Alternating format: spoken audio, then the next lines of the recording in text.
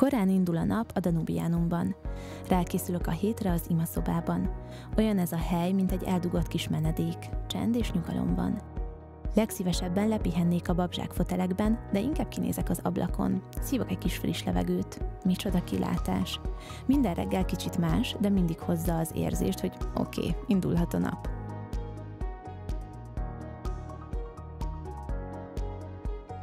Aztán jöhet a kedvenc helyem az épületben, a sárga lépcsőház.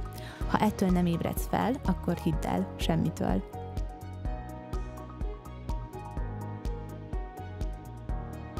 Lefelé menet még kirakom a Hiketnunk plakátot, ez a Kar podcastje, és tök menő témákat hozunk benne.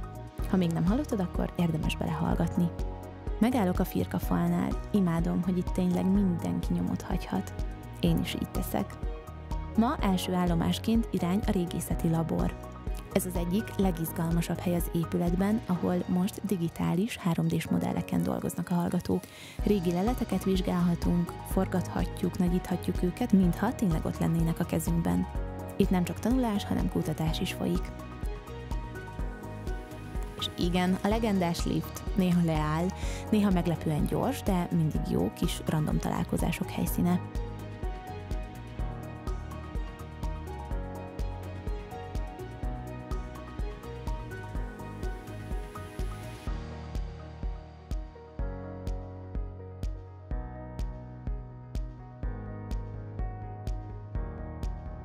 Gyors kávé, kis telefonozás, ilyenkor csekkolom az üzeneteket, e-maileket, meg hogy hány percet kések a kövi óráról.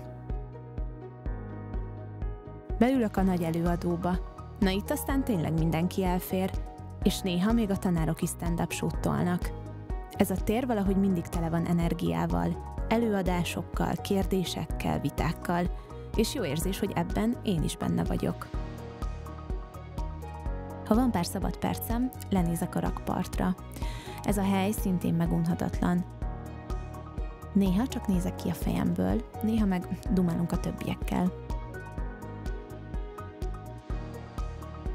Ezután áttérek a Sophianumba.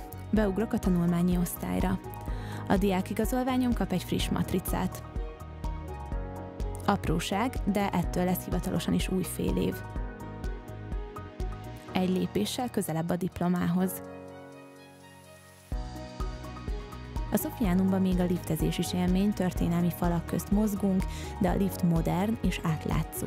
Üvegfalas, szóval felfelé menet, még az izgalom is megvan.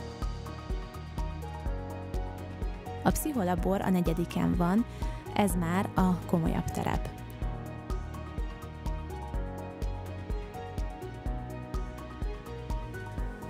Ma délután kipróbálok egy alvásvizsgálatot. Kicsit para, de nagyon izgi. Egy fejre rakható cuccal nézik, hogyan működik az agyam alvás közben. Nem mindennapi suli élmény, na. De pont ez a menő benne.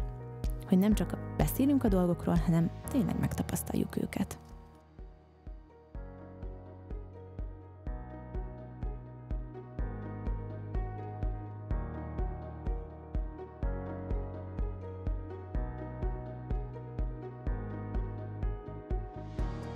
Ha már itt vagyok, akkor körül is nézek egy kicsit a többi szobában.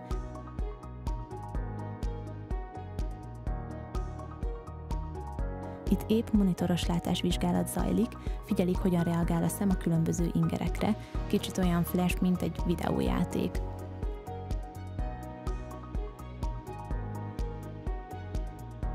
Most jön az agyhullámvizsgálat, megint egy menő fájcucc, amit rátesznek az alanyra, és közben figyelik, hogyan reagál az agy a különböző helyzetekre. Elég durva belegondolni, hogy konkrétan látják, mi történik valaki fejében, mármint tényleg.